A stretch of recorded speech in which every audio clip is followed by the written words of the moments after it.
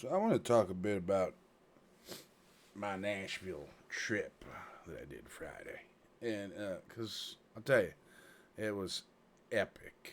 That's all I gotta say. It was funny because 2 weeks before that trip, when I got the tickets for the Grand Ole Opry, and I told one of my friends about it, and he was telling me like, "Oh, you got to be careful and watch out because it's dangerous." And especially at the Nashville bus station, there's homeless people that'll try and rob you and stuff. And it's like I was freaking out. My anxiety was sky high for the whole 2 weeks before the trip. And well, it's funny because I get there and I have to wait for my Uber ride, and I'm telling you, it was nothing like what I was told. Like it was safe, very safe and secure. Like I didn't feel any threat or anything. And like even the reviews on the place, it's like, where are you guys coming up with this stuff? Like, because it it was nothing like what was reviewed or described by anybody. Like that was. I just want to get that out of the way. Like, um, now then on the other hand, also I didn't really explore a whole lot of Nashville. I was only sticking around to like lower Broadway where all the honky tonk bars are. So I can be wrong on this part, but that area was also very nice. Like everybody I ran into, they were all friendly. Uh, and most people actually just kept to themselves. They didn't bother you if you didn't bother them. So it was. It's another thing.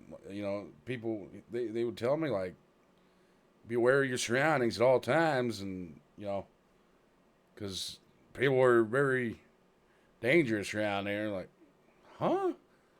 It was the exact opposite of that. Like I said, I felt very safe and secure walking that street of Nashville and within that block around the all the honky tonks and stuff. Like I had no problems at all. Like so, like it was nothing like what I've been told, and so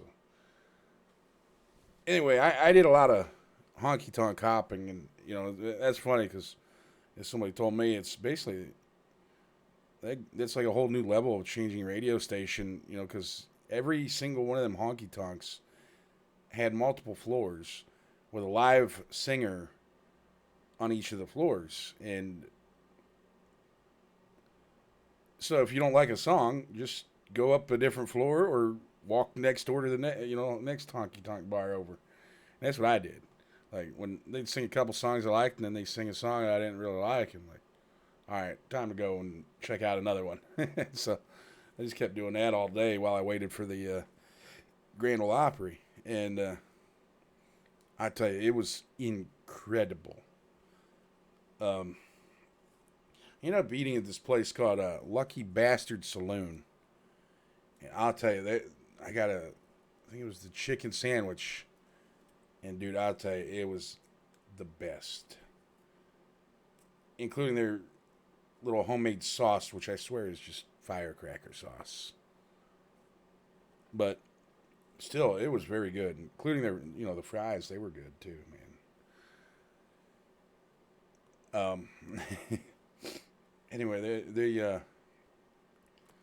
I forget where else I went. Like I just I roamed around that whole little street there with all those bars and went into a bunch of them and checked them all out.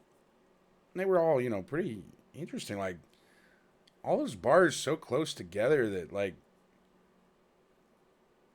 how do they compete and stay in business? And it's like I found out is because a lot of them they actually offer different food. Like they all each have their own unique food offering.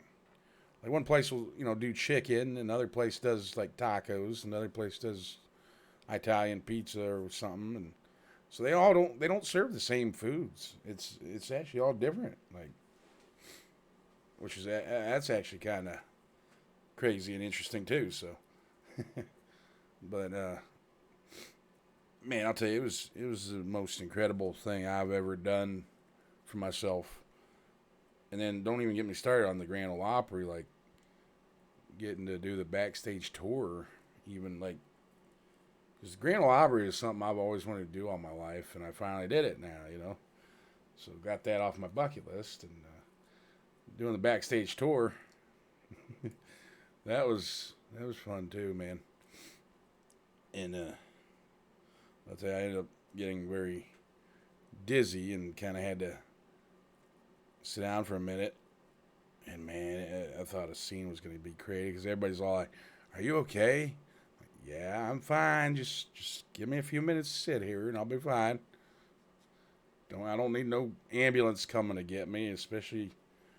Man, I got to get back to the bus station and go home. Like that was actually my only worry. It was that, and so I kind of had to, fake that I'm well and not, having a problem here. So that was hard, but I had to do it to prevent a situation, a scene of paramedics getting called or something. It's like what do they say? Fake a smile, fake it till you make it. That's what I did. I just faked being well. And yeah. Anyway, I was almost tempted to not come back home. I didn't want to come back home because it was that great. Like, I definitely do want to go back when I can stay for a whole week, because I only stayed for the one day. Not even the whole day, actually. So I really want to go back when I could spend a whole week there and just, enjoy. Because I heard, like, all them honky tonks do that live music, like, every day of the week from 11 a.m. to 2 a.m. And so I kind of want to go back for a whole week and just chill out and enjoy all that and be able to go, enjoy food from each of the honky tonks rather than just one or two of them.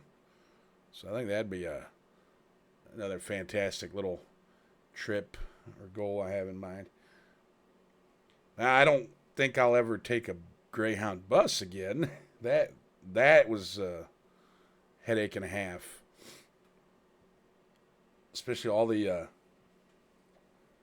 waiting for transfers. Like, I had in Indianapolis, I think it was, or no, Cambridge, Ohio. I had to wait 2 hours, nothing around to be like hang out inside anywhere, because all the restaurants in that little area were all closed at 9 p.m. And that's about when my bus got there, and I didn't have the next bus coming in till like 11:30 p.m.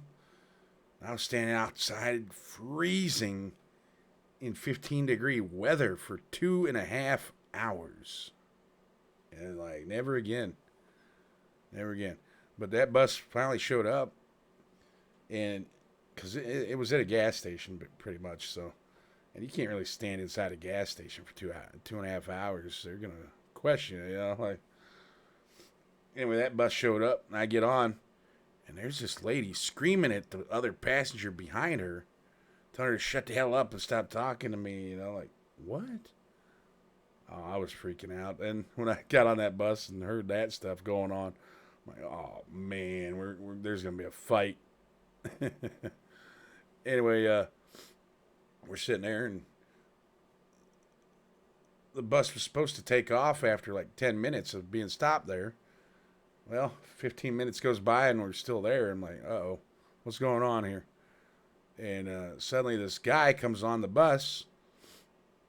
He's, not American, but he gets on the bus and he starts yelling at some passenger. And he's like, you stole my stuff. I got on video. You get off the bus now so I can punch you in the face or I'm going to call the cops. And I'm like, what in the hell is going on? Oh, man, it was crazy.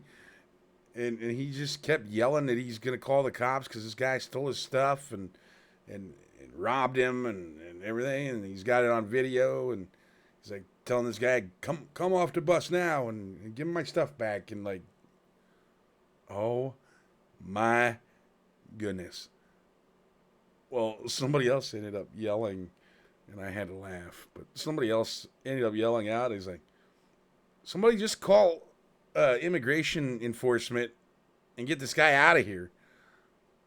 I broke down laughing my ass off, but at the same time, dude, that situation was scary.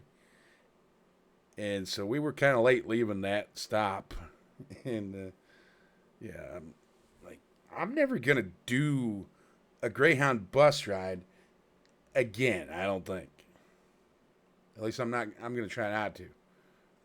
Because between all the waiting and then all the annoying people on those buses and the how uncomfortable it is, like, you barely get leg room, man, and you're on them buses for so freaking long.